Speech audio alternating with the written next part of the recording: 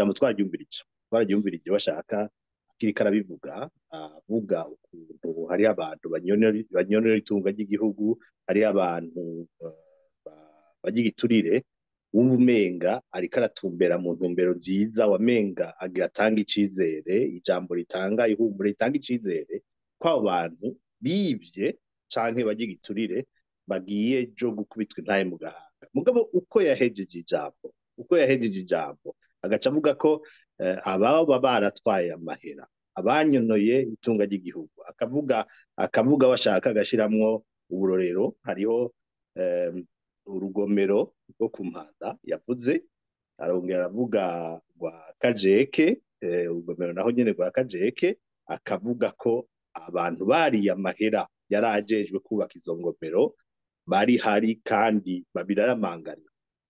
Ku bisanzwe kuri twebwe ivyo biriko bivuga umuntu nka Rufyiri atwara Oricom, ivyo wavyumvikana. Biriko bivuga nk'umukuru w'igihugu naho nyene birumvikana, ni intambwe yo kwerekana ko atahura ko hari abantu biba batwara itungo ry'igihugu, aho gusa bice bipfira, aho gusa bice vyononekara, tukareka gutahura neza ibiriko biraba, nuko wewe arafise uburenganzira ahabwa n'ibwirizwa shingiro buguhanisha abo bantu baba banyonoye itunga ry'igihugu, abo bantu baba bariye igiturire. Hanyuma aciye ashirako rero mu nyuma ijambo ariko arariheza akavuga ko bagize konte muri BRB, Banque Centrale, ko iyo konte umuntu azi ko yariye igiturire canke yasesaguye itunga ry'igihugu abika amahera mu mazu, ko buguriye konte muri BRB bashobora kuza abantu bagasubiza ko amahera bivye, kubera ngo turi mu gihe cyo gusubiza, nkuko umenga gusubiza gusa byo bikwiye kubisanzwe arakwiye ibihano kubivye.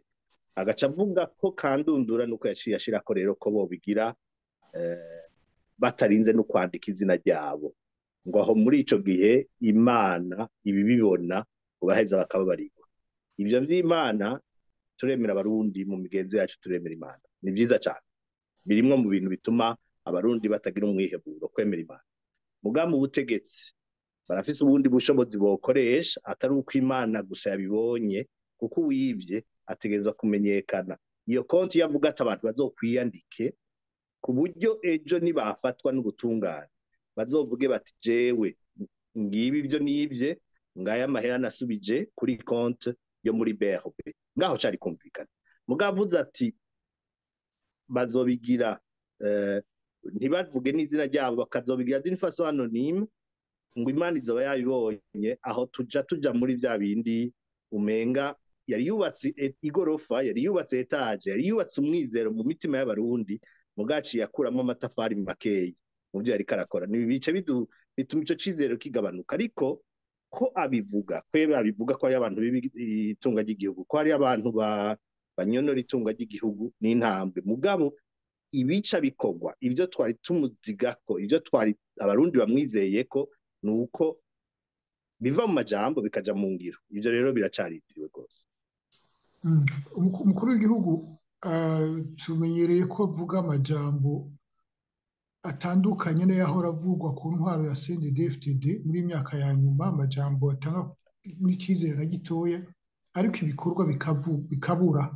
Nko muri iki yavuze umenga intahe, ubutungane ntibibaho mu byo yiyumvira.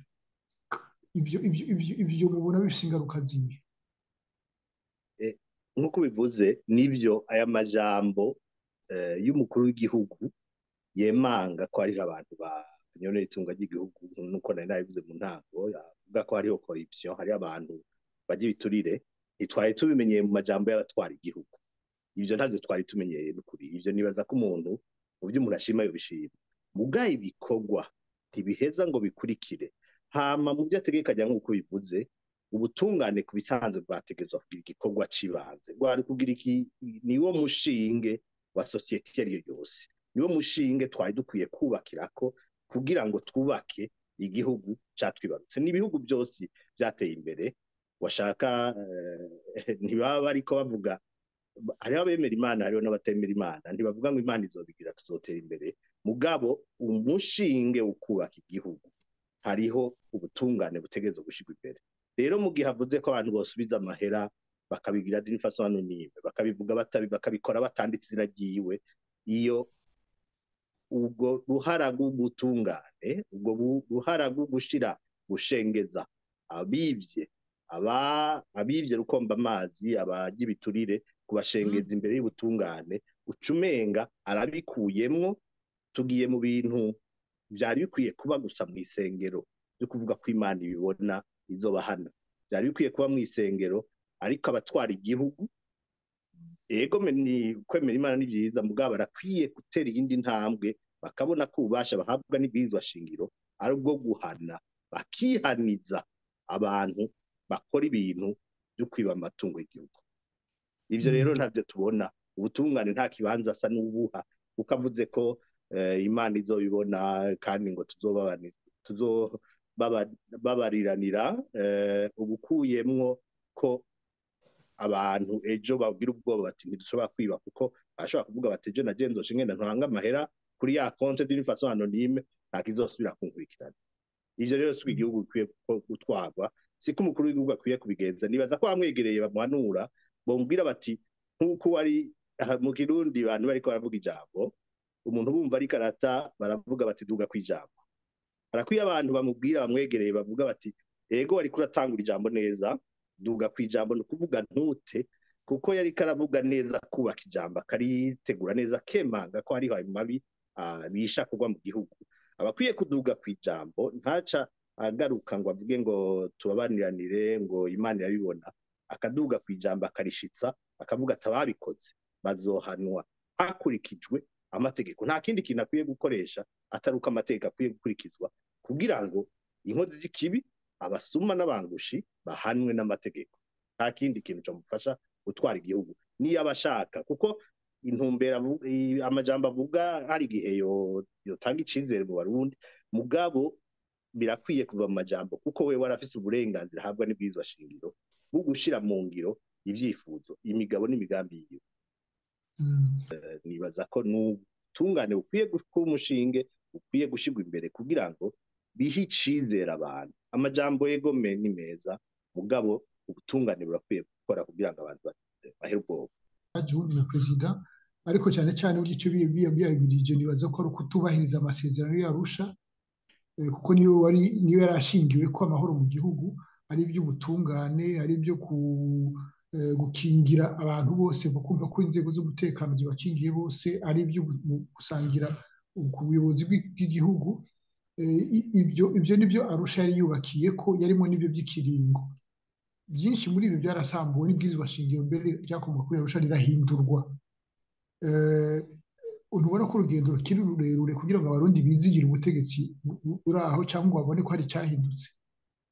Urugendo ni impinga ni ndende cyane, urugendo ni rurerure cyane rwose. Washaka n'abarundi bari Burundi muganiriye barabona ko impinga iracyari ndende, aho gusa biheza bigatandukanira. Iyo mpinga iba ndende abantu bari hanze y'igihugu canke barashobora kubikora bari mu gihugu abo bikunda. Nibaza ko quelque part abantu bashobora kubikora leta ibigizemo uruhara nabo nyene bagashiramo gushaka. Nibaza ko bashobora kubandanya amasezerano y'Arusha yari umushinge washaka n'ibwirizwa shingiro twari dufise yari ryavuye muri ayo masezerano. Yari intambwe ikomeye abarundi bashitse ko, yatanga amahoro, yatanga icizere muri kazoza. Iri bwirizwa shingiro bashizeho ubu rirasa n'iyija kubiri n'amasezerano y'Arusha. Hariho ama article amwe usanga yahindutse ugasanga ntibarikurikije. Nibaza ko abarundi bakwiye gusubira bakavugana bakaraba ibishobora gukorwa kugira ngo tugaruke ku masezerano y'Arusha, kuko yari inkingi, yari umushinga ukomeye. Hama rero ivyo nibaza ko ni urugamba rwa misi yose, aho umuntu yoba ari hose ashobora kubikora, ni urugamba rwo kwamizako.